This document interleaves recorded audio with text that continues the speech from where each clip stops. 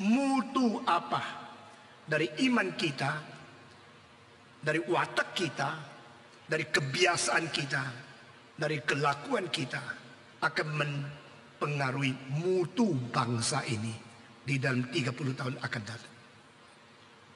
Saudara-saudara sekalian, 30 tahun yang lalu semua presiden, semua pemimpin-pemimpin yang paling penting di dunia ini hanyalah seorang pemuda atau mahasiswa saja. Termasuk Bush, termasuk Tony Blair. 30 tahun yang lalu mereka hanya seorang pemuda saja. Termasuk Saddam Hussein. 30 tahun yang lalu dia hanya seorang pemuda seperti Anda saja.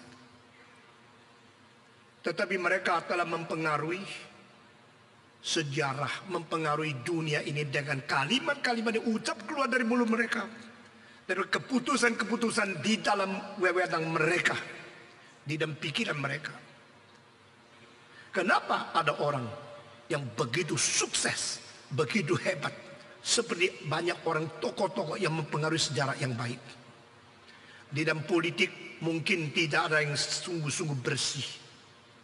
Tetapi jikalau pada waktu masa muda, manusia-manusia yang harus memegang kekuasaan pada hari depan sudah digarap dengan firman Tuhan, sudah mengerti kebenaran, sudah sadar kewajiban, dan sudah serius menetapkan langkah-langkah akan datang, maka bahagialah bangsa itu, bahagialah masyarakat di mana dia berada. Setiap kali kebaktian seperti ini saya mempunyai sesuatu perasaan beban berat luar biasa. Saya tahu kalau saya masih hidup dan masih berkhotbah hari ini hanya semata-mata anugerah Tuhan saja. Dan saya tahu pada waktu umur 17 saya dipengaruhi oleh firman Tuhan. Saya menangis dengan air mata yang membasahi seluruh pakaian di depan. Dan saya berdiri maju ke depan menyatakan untuk mengikut Tuhan dan untuk menyerahkan diri seumur hidup menjadi hambanya. Sampai hari ini tidak saya melanggar visi yang saya lihat. Saya tidak melanggar keputusan yang saya nyatakan di hadapan Tuhan. Tetapi sejarah akan menggeser kita keluar dan turun dari panggung waktu. Dan kamu akan naik panggung. Kamu akan meneruskan. Pemuda-pemudi hari ini akan menjadi pemimpin-pemimpin masyarakat yang akan datang. Lalu saya mau tanya, dengan hak apa engkau menjadi pemimpin orang lain? Dengan kualitas apa engkau mempengaruhi pemuda yang akan datang? Dengan mutu dan bobot apa yang engkau boleh membawa Indonesia kepada hari depan? Itu sebab diadakan kebangunan rohani sebagai KKR tahun 2005. Saudara-saudara, ingatkah pada waktu tahun 2000 permulaan, maka milenium membawa pengharapan yang besar. Hari pertukaran malam milenium. Dari London, New York, daripada Berlin, dari Paris, daripada semua kota sampai di Tokyo. Dari paling barat sampai paling timur. Begitu banyak kota itu menghabiskan ratusan miliar. Memberikan cahaya. Menyatakan pengharapan baru. Tapi tidak lama kemudian terjadi 11 September. Terjadi lagi hal-hal yang sangat menyedihkan. Dan terjadi begitu banyak bencana alam dan sebagainya. Apakah benar manusia mempunyai pengharapan? Apakah benar kita menuju kepada milenium yang lebih sukses? Kalau Stephen Hawking mengatakan di dalam 200 tahun manusia tidak lagi mungkin hidup di atas bumi ini. Dan juga peringatan-peringatan daripada ahli-ahli mengatakan mungkin tidak sampai 100 tahun lagi umur daripada umat manusia di atas planet bumi ini. Dengan segala sesuatu yang berubah begitu cepat, suhu menjadi meningkat, Suhu global warming meningkat 3 kali lebih cepat daripada yang diperkirakan. Dan gunung es yang begitu besar di Alaska, di Antartika, yang mulai cair karena kepanasan terus tambah, mengakibatkan lautan mulai naik setiap tahun bermili-mili, bersenti-senti. Sehingga diperkirakan di dalam 30 tahun akan datang, kota-kota seperti London, seperti San Francisco, seperti kota-kota di St. Petersburg, yang di Florida, dan juga yang di California, dan Jakarta, khususnya utara, akan direndam oleh air. Saudara-saudara, kita bukan main-main. 30 tahun akan datang. Dunia ini akan mengalami banyak kesulitan-kesulitan yang tidak pernah bisa dibayangkan. Bayangkan 1 tahun lebih daripada 15 juta sampai 20 juta mobil yang dibikin. Sehingga panasnya mesin saben hari menambah. Bayangkan setiap tahun lebih daripada puluhan juta AC yang dibikin. Sehingga panasnya mesin bikin bumi makin panas. Dunia tidak seperti dulu lagi. Kecepatan, speed yang begitu cepat, hasil dari teknologi dan ilmu yang baru, telah mempercepat juga tibanya hari kiamat. Dan siapakah yang bisa menjadi saksi kebenaran kepada sesama umat manusia? Saya harap 4 hari ini kita dengan serius memikirkan tema yang besar ini. Mahasiswa, pemuda, dan Indonesia baru. Pada waktu Soekarno mengusir Belanda keluar dari bumi Indonesia, Indonesia merdeka. Ini sesuatu era yang baru. Tidak ada lagi manusia makan manusia. Saudara-saudara, sekarang di seluruh dunia, bukan saja Indonesia, kekurangan satu hal yang paling penting, yaitu siapa boleh menjadi teladan sekaligus menjadi pemimpin. Pemimpin yang tidak sanggup menjadi teladan, atau teladan yang tidak mempunyai kekuasaan kepemimpinan, dua-dua tidak berdaya untuk merubah nasib bangsa, nasib negara.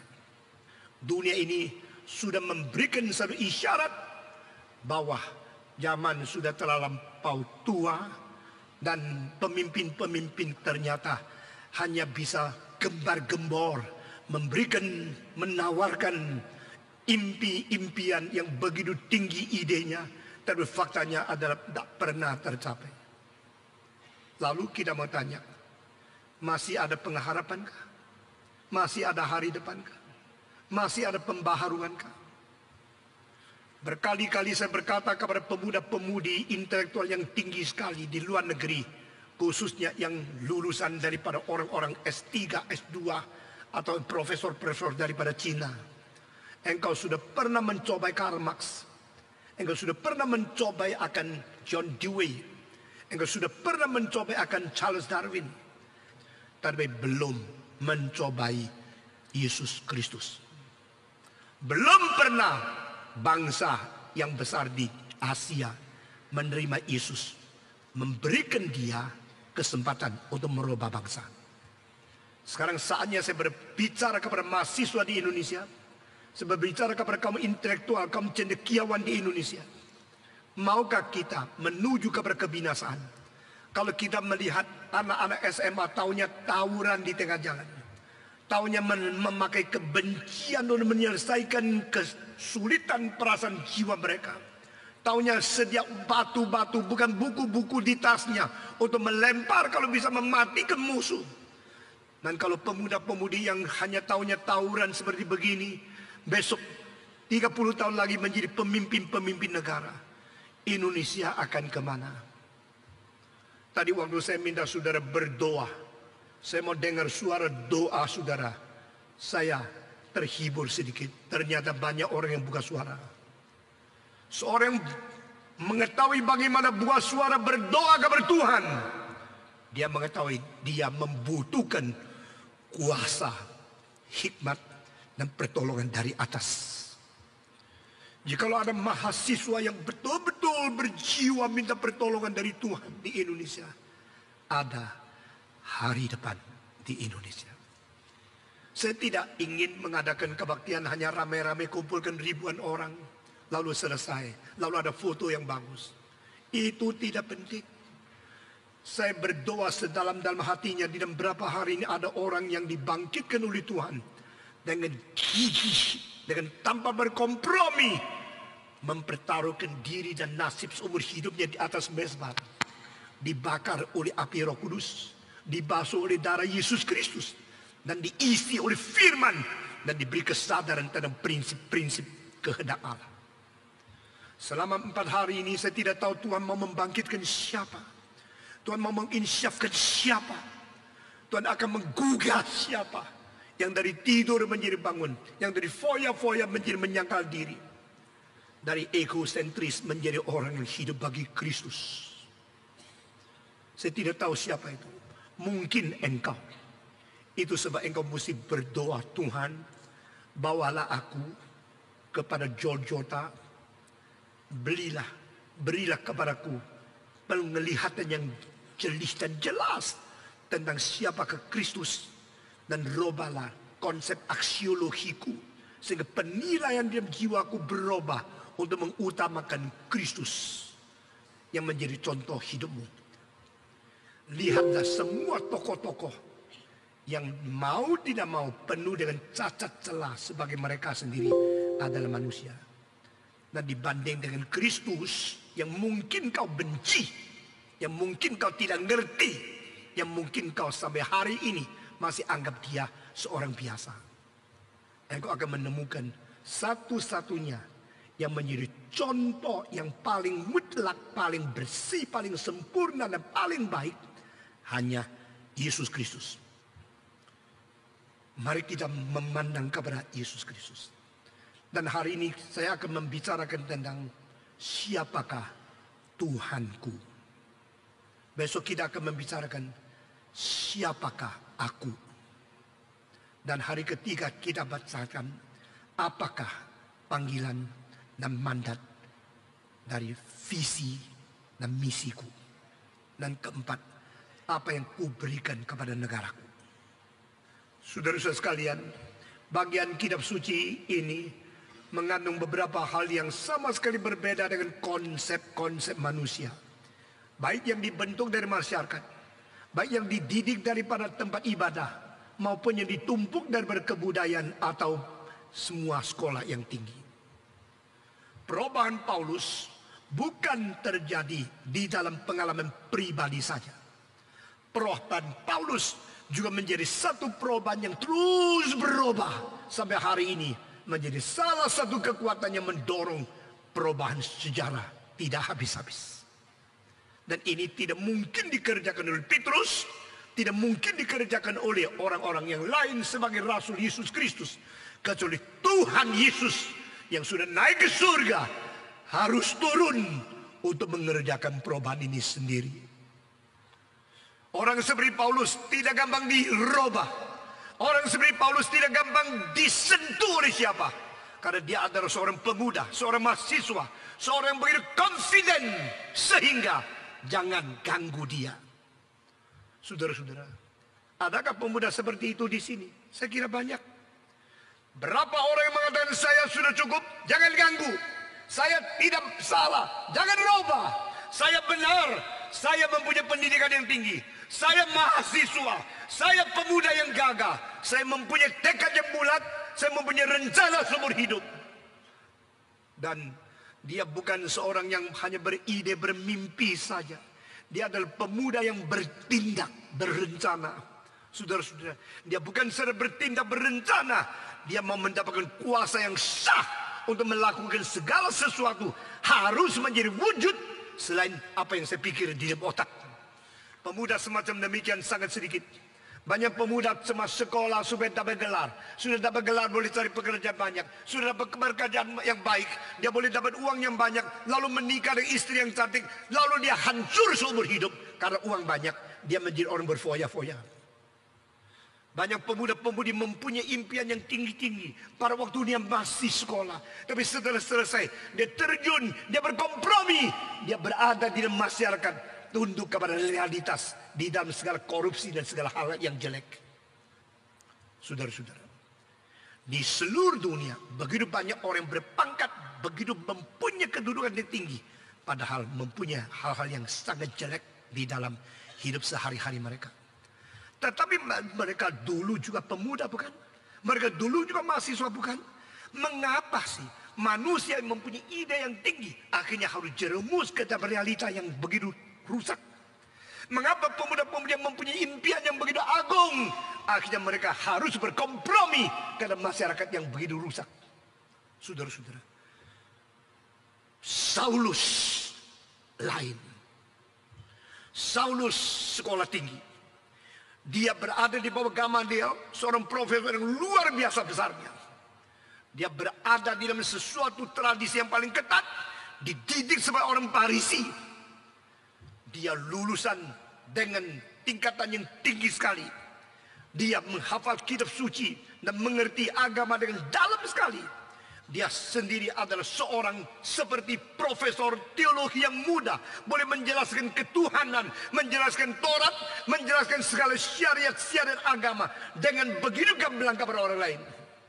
Dan pada waktu dia melihat bangsanya diancam oleh semacam agama yang baru, waktu dia melihat ada semacam ajaran yang berlainan dengan tradisi yang berada di dalam hidup dia, dia mulai merasa gelisah. Karena gelombang kepercayaan daripada orang Israel kepada Yesus Kristus mengakibatkan dia rasa agamanya diancam. Kalau agama sudah diancam, maka orang yang betul-betul mencintai agamanya itu akan bertindak untuk mengancam kembali ancaman-ancaman yang datang kepada dia. Maka dia berusaha mencari cara dan hak kuasa yang penuh untuk menghancurkan ancaman-ancaman yang bagi dia satu bahaya itu. Dia pergi kepada imam-imam. Dia minta surat resmi, memberikan mandat kepada saya, sehingga saya secara legal boleh menangkap semua orang yang berbeda agama dengan saya. Saudara-saudara sekalian, kalau perlu bakar gereja, kalau perlu usir orang Kristen keluar dari ibadah, kalau perlu tutup tempat ibadah mereka, karena ini mengancam agamaku. Ini satu hal yang berlainan dengan aksiologi, lainan dengan pikiran dan tradisi yang turun kepada aku, dan ini harus dibasmiskan. Dalam keadaan demikian, pemuda seperti Paulus, dia bertindak, bukan hanya bermimpi. Dia melakukan, bukan hanya berbicara. Dia betul-betul memberikan sesuatu tindakan, bukan hanya berdiskusi saja. Dia mendapatkan mandat, mendapatkan kekuatan daripada yang berpihak, yang mempunyai legal, kekuatan legal itu. Dia pergi ke Damaskus. Kenapa pergi ke Damaskus? Karena Fatsal sebelumnya melihat orang dianiaya di Yerusalem.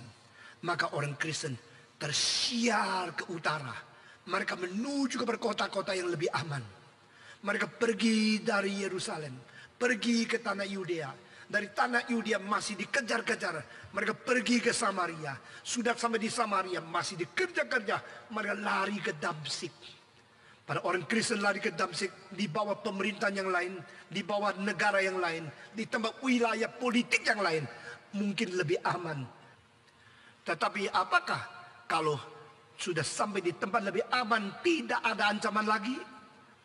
Saudara-saudara, dan yang merencanakan menganiaya orang Kristen namanya Saulus. Saulus ini menjadi ketakutan bagi orang Kristen. Saulus ini menjadi sesuatu desas-desus yang tidak berhenti-henti. Apa yang dilakukan dengan kejahatan, keberanian seorang pemuda yang begitu intelektual seperti dia. Sehingga pada waktu Ananias diberi oleh Tuhan suruh mandat pergi cari Saulus. Loh, bukankah Saulus itu yang jahat? Aku sudah mendengar banyak tentang apa yang dilakukan oleh dia. Tuhan berkata, aku akan memakai dia. Engkau pergi lagi. Saudara-saudara, di dalam bagian ini banyak konsep-konsep yang berbeda dengan konsep kita. Sama sekali berbeda. Dan ini sesuatu cara Tuhan bekerja yang melebihi daripada semua pendidikan teologi. Saudara-saudara sekalian, saya percaya pada zaman Elias banyak sekolah murid Nabi. Banyak sekolah teologi, tapi satu pun tidak dipakai oleh Tuhan. Tuhan pakai Elisa, bukan pakai murid-murid yang luluskan sekolah-sekolah nabi. Pikiran semacam ini selalu timbul di dalam pikiran saya, karena saya melihat banyak orang kira dia sudah ada, padahal tidak ada. Yang dia banggakan adalah hal yang tidak terlalu penting. Yang dia lupakan adalah hal yang paling penting. Yang dia pegang sebagai suatu kebanggaan adalah hal yang Tuhan anggap tidak terlalu penting. Tapi yang dia anggap tidak penting adalah hal-hal yang paling utama, tetapi dia sudah lupakan.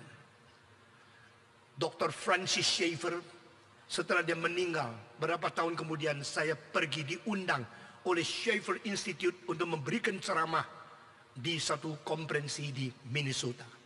Pada waktu saya melihat istrinya berkata kepada saya satu kalimat, "Stephen, pray for us United States.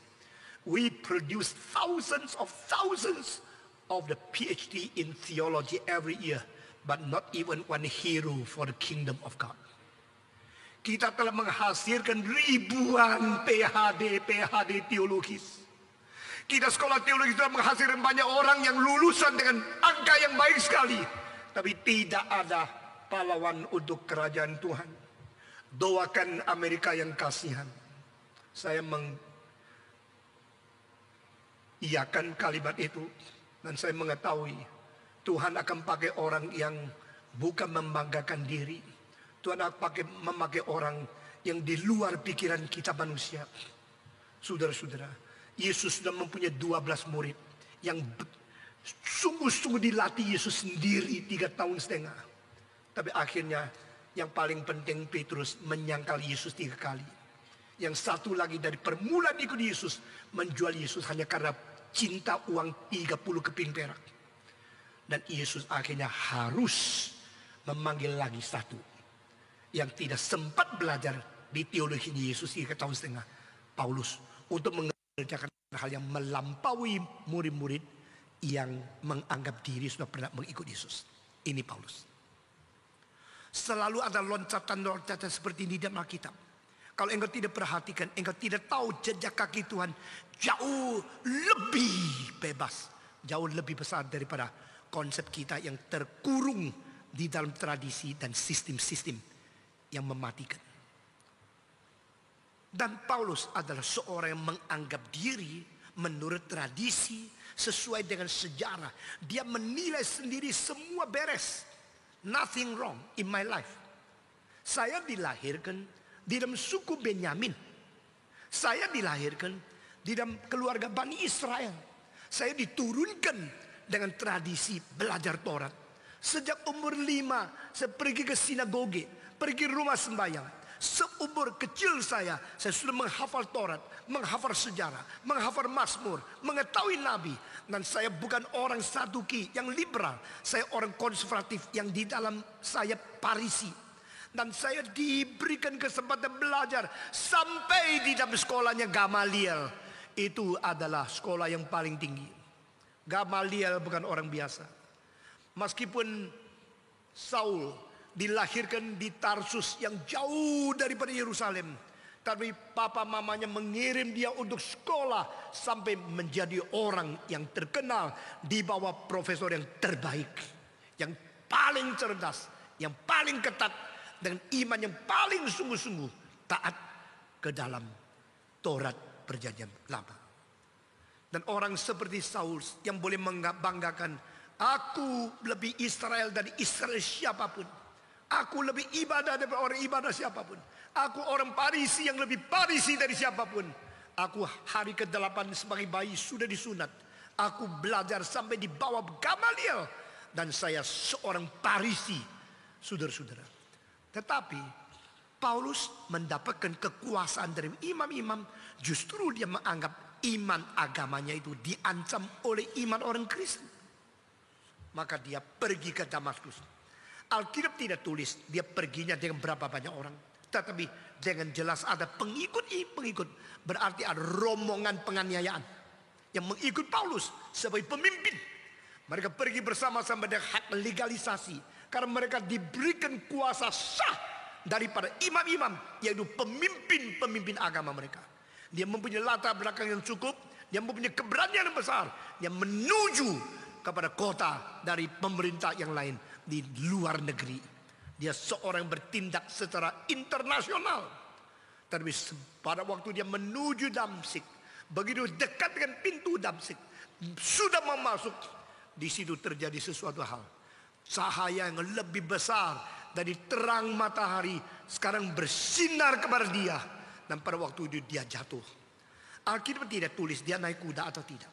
Alkitab tidak tulis dia jalan kaki atau kereta. Tapi Alkitab mengatakan dia jatuh terpelanting. Begitu jatuh terpelanting, dia langsung sadar, ini Tuhan. Tak mungkin ada kuasa lebih besar daripada ini.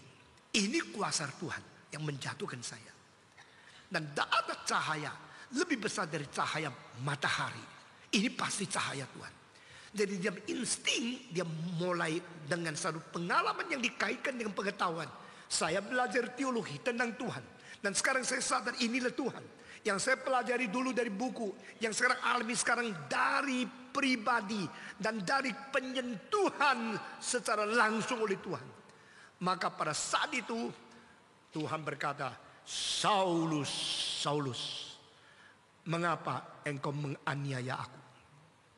Nah, ini teknik Tuhan berbicara dengan manusia, langsung mengenal pribadimu, langsung memberitahu segala perbuatanmu, langsung menyatakan maha taunya dia atas segala seluk-beluk dari hidup kita, seluruh segi. Saudara-saudara, Saulus, Saulus, mengapa engkau menganiaya aku? Saudara-saudara, perhatikan setiap kali Tuhan berbicara dengan orang berdosa pakai pertanyaan. Di manakah engkau Adam? Adam, di manakah engkau? Pertanyaan. Kain, di manakah saudaramu Abel? Pertanyaan. Saulus, mengapa menganiaya aku? Pertanyaan. Why? Why? Why? Berarti Tuhan tidak mengerti? Tidak. Berarti Tuhan tidak mengerti kenapa kita belum mengerti. Berarti Tuhan mau kita mengerti yang Dia mau kita mengerti. Mengapa engkau menganiaya aku? Pada waktu kalimat itu keluar dari mulut Yesus Kristus kepada Saulus, langsung menjadi sesuatu kontra, menjadi sesuatu konflik yang besar di hati Saulus. Mengapa aku menganiaya Tuhan? Kapan? Kapan saya menganiaya Tuhan? Saya Sabtu Minggu ikut kebaktian. Saya baca kitab suci. Saya berdoa. Saya membesuk. Saya mengajar. Saya berikan khotbah. Saya mengajar teologi. Kapan saya menganiaya Tuhan? Pada saat kalimat itu ditanyakan, maka Saul langsung bertanya, siapakah engkau Tuhan? Siapakah engkau Tuhan? Ini merupakan sekali kalimat yang paling paradoks, yang paling gagal di dalam sejarah teologi. Karena ditanya oleh seorang teolog. Ditanya oleh seorang yang dari kecil belajar kitab, dari kecil mengikut Tuhan, dari kecil beribadah setiap minggu, dari kecil dia beribadah kepada Tuhan. Tapi saat krisis ini dia menanya, siapakah engkau Tuhan? Kalau sudah tahu itu Tuhan, mengapa tanya lagi siapa? Kalau menanya siapa, kenapa bilang Tuhan? Siapakah engkau Tuhan? Nah, ini menjadi judul hari pertama KKR. Who is my Lord? Siapakah Tuhanku? Saudara-saudaraku, semua kira engkau sudah mengerti Tuhan. Semua kira engkau sudah cinta Tuhan. Semua kira engkau sudah mempunyai cara mendekati Tuhan sejak kecil di sekolah minggu sampai sekarang. Tapi saya mau tanya, siapakah Tuhanmu? Who is your God? Who is your Lord? Siapa Tuhanmu? Orang yang sudah mengajar ketuhanan kepada orang lain, justru sendiri tidak tahu siapa Tuhannya. Dia tahu itu ada Tuhan. Dia tahu itu Tuhan. Dan dia mengalami kuasa Tuhan. Tapi dia tidak bisa menggabungkan konsep Tuhan dengan seorang yang namanya Yesus di dalam Nazaret, yang pernah dilahirkan di dalam Bethlehem. Itulah sebabnya engkau sambil melayani Tuhan, sambil menganiaya Tuhan. Engkau sambil percaya kepada Tuhan, sambil engkau mengejek Tuhan. Engkau tidak tahu apa yang kau ejek itu sesuatu yang menyakiti Tuhan, tapi menganggap itulah cara melayani Tuhan. Saulus, Saulus, mengapa engkau menganiaya aku? Oh Tuhan, siapakah engkau? Di dalam kalimat ini kita melihat seorang seperti Saulus yang sudah berketuhanan, sekarang hancur ketuhanannya. Seorang teolog yang mengajar teologi, sekarang hancur teologinya. Seorang yang beriman di dalam Taurat, sekarang hancur imannya. Seorang yang mengaku ada Tuhan, tapi tidak tahu yang Tuhan asli itu Tuhan yang bagaimana. Siapa Tuhanku? Tuhanku kan yang aku layani itu toh. Dari kecil aku layani. Dari kecil aku begitu sungguh-sungguh, begitu takut kepada Dia, begitu beribadah, melakukan Taurat, begitu sungguh-sungguh membaca kitab suci. Dari kecil aku melayani Tuhan. Nah Tuhan itu yang saya layani, mestinya terima kasih sama gua dong. Gua sudah begitu ngotot melayani, engkau tidak terima kasih sama saya, malah cari salah. Lalu tanya saya, mengapa aku aniaya kamu? Kapan aku menganiaya kamu? Dari kecil aku melayani kamu, tidak pernah menganiaya kamu. Tetapi kamu siapa sih? Kalau kamu Tuhan yang aku layani, tetapi kamu salah ngerti, bilang saya menganiaya kamu. Sekarang jelaskan kamu siapa? Jawaban dari Tuhan itu bikin dia kaget luar biasa. Aku adalah Yesus yang kau aniaya. Di Indonesia banyak orang tidak tahu. Dia kira dia sedang melayani Tuhan, padahal dia sedang menganiaya Tuhan. Termasuk orang Kristen-Kristen. Tidak ada orang lebih baik dari Yesus di dalam sejarah. Saya mau tanya, apakah sebabnya engkau sampai hari ini masih tidak mencintai Yesus? Engkau tulis sebabnya. Tulis makalah membuktikan apa sebab engkau tidak mencintai Yesus. Pasti tidak ada kalimat yang bisa bertanggung jawab. There's no reason for everybody, for any person to write down, I hate Jesus because what. Tidak ada satu orang beralasan apapun yang boleh bertanggung jawab kalau dia berhak untuk membenci Yesus Kristus. Kalau orang Kristen tidak mencintai Yesus, tanya dia kenapa? Kalau ateis membenci Yesus, tanya dia kenapa? Siapapun yang tidak mencintai Yesus, dia tidak pernah ada alasan yang bisa bertanggung jawab. There's no reason for any person to say I am logical, I am reasonable to hate Jesus Christ. Dunia tidak pernah mungkin ada lagi orang kedua hidup seperti Yesus. Di dalam sejarah tidak mungkin muncul, tidak pernah sebelum, dan tidak ada pada zaman yang sama, dan tidak mungkin ada sesudah sampai hari kiamat orang seperti Yesus Kristus yang begitu suci, begitu baik, begitu penuh dengan cinta kasih, bijaksana, keadilan. Tidak ada. Satu-satunya manusia yang boleh menjadi contoh pemuda, contoh mahasiswa, contoh setiap pemuda-pemudi, satu-satunya Yesus Kristus. 100% teladan kita. Apa sebabnya orang Kristen pura-pura dan tidak sungguh-sungguh mencintai Yesus? Saya juga tidak tahu. Apa sebabnya komunis membenci Yesus? Saya tidak tahu. Melarang orang percaya dan mencintai Yesus Kristus itu adalah dosa yang besar. Saudara-saudara, kebebasan beriman adalah karunia yang diberikan oleh Tuhan, yang ditanam di dalam hati manusia. Itu kebebasan, hak asasi manusia.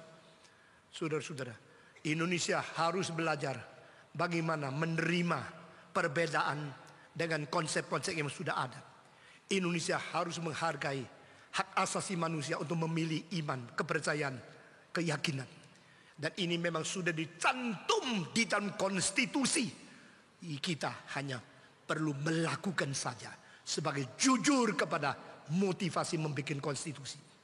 Saudara-saudara sekalian, Tuhan tanya kepada Saulus, Saulus, Saulus, mengapa engkau menganiaya aku?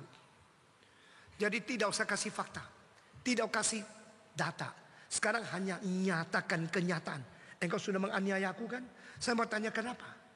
Why you have persecuted me? Kenapa engkau menganiaya aku? Saulus tidak bisa menjawab apa. Saulus tidak bisa menjawab apa. Dia sekarang harus membereskan beberapa hal. Pertama, kenapa Tuhan itu Yesus?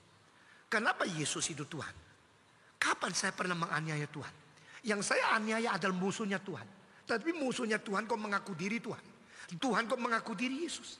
Mungkin gak Yesus itu Tuhan? Mungkin gak Tuhan itu menjadi manusia? Mungkin gak yang jadi Tuhan itu dianiaya oleh saya? Mungkin gak pelayanan saya itu menganiaya Tuhan? Itu semua bikin kacau balau semua. Menjadi satu perombakan konsep yang belum pernah terjadi sebelum hari ini. Dari sedang dia lahir sampai sekarang. Karena dia cuma diajarkan dari tradisi, diajarkan oleh profesor, diajarkan oleh semua sistem yang dia terima di sekolah teologi. Sekolah teologi yang dia terima ada sekolah kini baru melayani Tuhan. Ini betul, ini itu salah. Tapi hari ini menjadi satu hari yang revolusioner bagi dia. Hari yang menggugah dia daripada semua konsep yang berlainan dengan rencana asli Tuhan. Saudara saya tadi mengatakan Saulus adalah seorang self-sufficient. Saulus adalah seorang yang merasa diri sudah cukup. In my life there's nothing wrong. Tidak ada salahnya. Saya tidak berjudi. Saya tidak berdansa, saya tidak berzina, saya tidak homoseks, saya tidak bersalah, saya tidak berbuat jahat.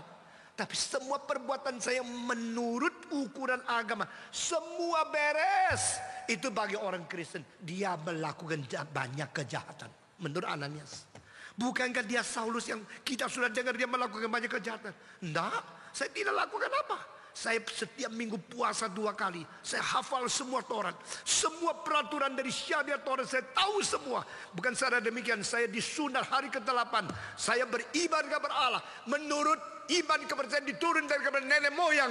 Dan saya begitu mencintai dia sehingga agamaku diancam. Saya pergi mencari orang-orang mengancam untuk saya bunuh, untuk saya aniaya. Tetapi pada waktu dia melakukan itu, dia dengar suara Yesus, mengapa menganiaya aku? Yesus tidak mengatakan aku Tuhan kepada Saulus. Saulus sendiri yang mengaku ini Tuhan. Who are you, Lord? Siapakah engkau? Tuhan. Jadi you tahu saya Tuhan? Kalau you sudah tahu saya Tuhan, saya kasih tahu. Saya adalah Yesus yang kau aniaya. Tidak mungkin. Tak mungkin Yesus Tuhan. Tak mungkin Tuhan Yesus. Tak mungkin aku menganiaya Tuhan. Tak mungkin Tuhan yang aku layani mengatakan aku menganiaya dia. Aku bukan menganiaya, aku melayani dia. Semua konsep dihancurkan. Semua konsep diputar balik. Dan putar balik ini menjadi satu perubahan untuk menentukan hari depan daripada pribadi mahasiswa yang namanya Saulus. Putar balik konsep ini menjadi satu perubahan untuk menentukan hari depan daripada orang Israel. Putar balik dari konsep ini menentukan satu perubahan bagi hari depan seluruh sejarah penginjilan dunia. Saudara-saudara sekalian, pasal ke-9 dibanding pasal ke-26, dia mengatakan, di pasal 9 mengatakan, mereka mendengar suara itu tapi tidak melihat orangnya. Lalu di pasal 26 mereka melihat cahaya itu tapi tidak mendengar jelas suara itu siapa. Jadi menurut buku daripada mereka yang tidak setuju mengatakan ini konflik. Di sini melihat bisa, lihat tidak dengar. Di sini bilang tidak dengar, tidak lihat. Lalu saya menyelidiki pada waktu saya masih umur 20. Saya menyelidiki baik-baik kedua tempat ini. Saya menemukan itu semacam salah ngerti. Karena di sini dikatakan mereka sudah mendengar suara itu, tetapi di dalam ayat lain mengatakan mereka dengarnya tidak jelas, tapi dengar suara. Di sini katakan mereka tidak lihat, di sini mereka melihat terang itu. Jadi mereka lihat tidak, melihat terang, tapi dia tidak lihat orangnya. Mereka dengar tidak, dengar suara, tapi tidak dengan jelas. Ini tidak ada konflik sama sekali. Saudara-saudara sekalian, 2 kali Paulus menceritakan tentang apa yang dialami menjelang ke kota Damsyik. 2 kali seperti ada kalimat-kalimat berbeda, tapi bukan pertentangan sama sekali. Dan saudara-saudara, Saulus mengalami sesuatu yang betul-betul merubah konsep dia. Bukan karena semacam rayuan uang, bukan semacam suapan daripada orang kaya, bukan karena semacam ancaman daripada politik, bukan semacam godaan daripada orang yang berbeda agama, tapi satu intervensi Tuhan Allah sendiri kepada hidup seseorang yang tidak mengerti apa itu sebenarnya encounter with God. Saudara-saudara, saya mau tanya, sudah lama engkau ikut kebaktian? Sudah lama engkau menjadi orang Kristen? Tapi saya mau tanya, engkau pernah tidak mempunyai pertemuan pribadi dengan Tuhan yang diinisiatifkan oleh Tuhan sendiri. Kadang-kadang Tuhan mempersiapkan hatimu sehingga engkau tidak ada ketenangan, ada kegelisahan karena engkau merasakan something wrong, something wrong. Kadang-kadang itu pun tidak pernah terjadi pada hidupmu. Engkau cuma mengatakan I have nothing wrong, nothing wrong. Engkau tidak pernah rasa dirimu ada apa-apa, ada salah apa, karena engkau menurut ukuran dunia, engkau standar. Saudara-saudara, saya sedikit bersaksi pada waktu umur 17, saya merasa saya pemuda standar, lebih baik dari siapapun. Orang lain hanya sekolah, saya sambil sekolah umur 17 di SMA sambil mengajar 2 sekolah yang lain, 1 minggu 40 jam.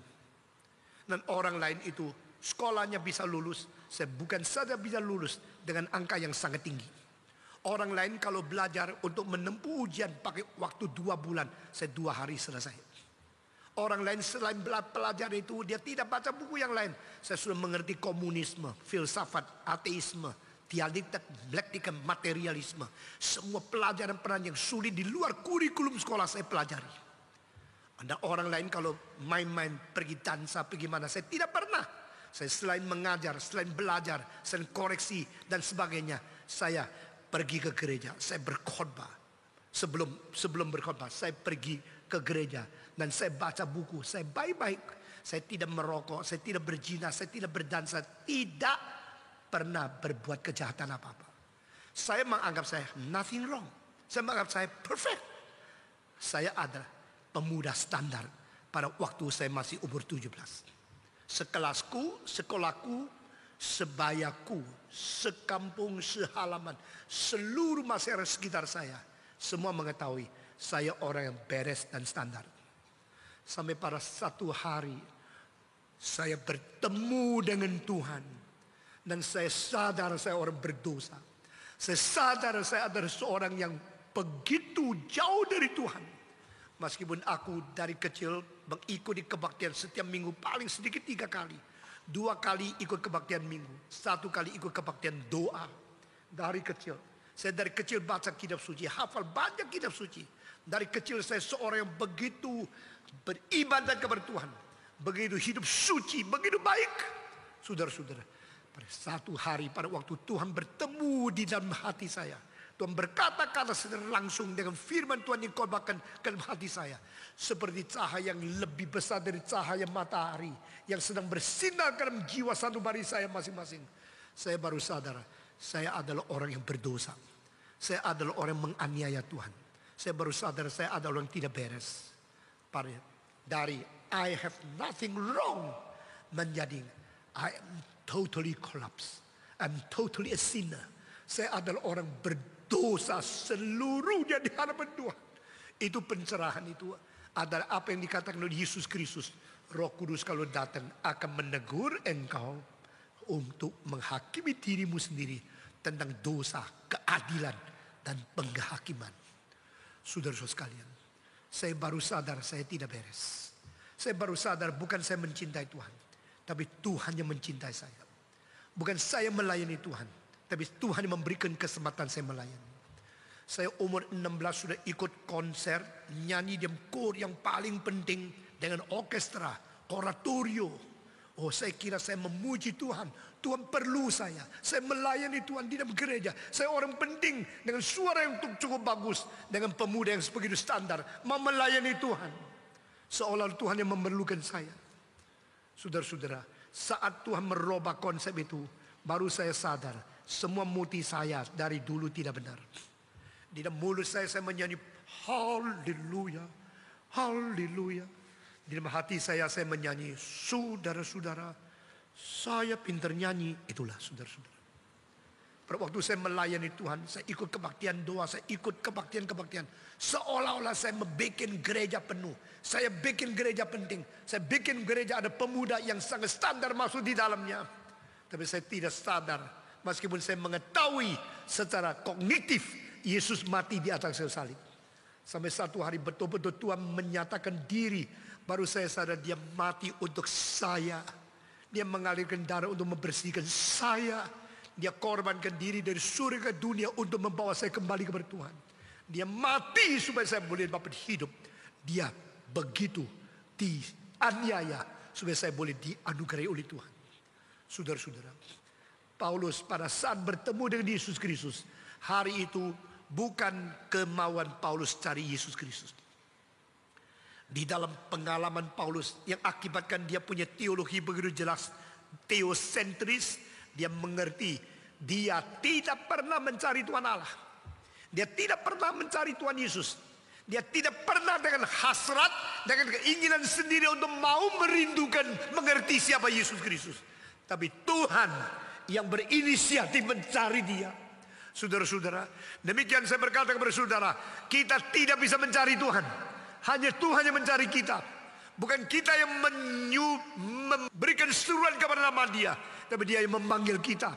Bukan kita yang merindukan dia, tapi dia yang berinisiatif untuk mendekatkan diri kepada kita.